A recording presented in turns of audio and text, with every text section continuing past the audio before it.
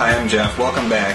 Today will be part one of a two-part series on our personal experiences with PPD, and today we're going to hear from Sara. To me, being a mom is loving your child to the best of your ability. Sometimes it's not pretty, sometimes it's not perfect. Most of the times it's not perfect, but it's just loving your child the best that you can. I felt I needed to put on a game face, I think, when I was struggling as a mom, because I was afraid of what people would think of me. And I always want to be great at something, and I don't want to look weak. And I think I was afraid that I would be giving off that I wasn't strong enough, that I wasn't able to handle it, and that was a difficult time. I wasn't very good at finding me time. I think I really struggled with that because I felt there was always something else I should be doing, helping the kids, helping Jeff with something. So there was always time that I needed to fill. I felt I needed to fill with doing something rather than just sitting and relaxing and truly finding the me time that I needed. One of the most difficult things that I experienced as a new mom was intrusive thoughts, and there was a couple of times specifically that I thought it really scared me and I was afraid of telling anyone. Samantha had a ceiling fan in her bedroom, and I remember I couldn't be in there with her when that fan was running. I was afraid that I pictured myself putting her up into that fan. And I knew if I ever told anybody, or I thought if I said anything, people would think I was crazy and what would I do? And so that was really terrifying. And then also we had an open staircase, and I remember I never wanted to walk by that staircase because I had pictures of me in my head tossing her down that. And even now as I say it, I feel and fear the judgments that may be placed on me because I knew that it wouldn't happen. I knew that I would never follow through, but it was such a scary time in my life. And, I feel that I need to share my story because I know it will help other moms who experience it.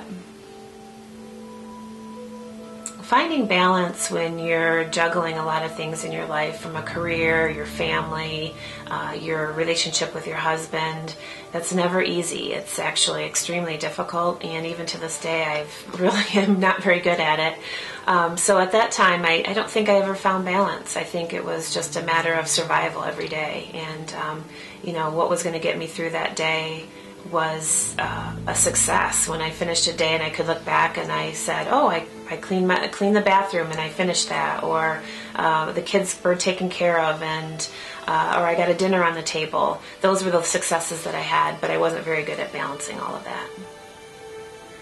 Before you have children, I think there's this expectation in your mind that when that baby comes out, you'll have this instant bond or this instant love for your child. And it's different for everyone. And it certainly was very different for me and my experience with my daughter, my firstborn. And when she was born, I didn't have that instant love. I thought she was really cool. I liked her.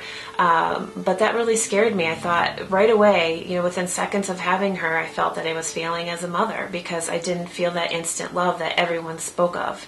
And so it was a process for me. It was getting to know her, getting to know what types of things, how we work together, the process of feeding her and providing for her.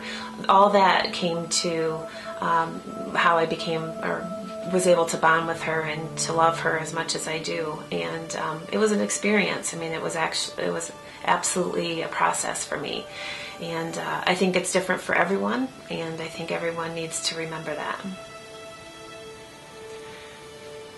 A specific story comes to mind when I think of my feelings towards Jeff. It was after Samantha was born and she started crying in the middle of the night.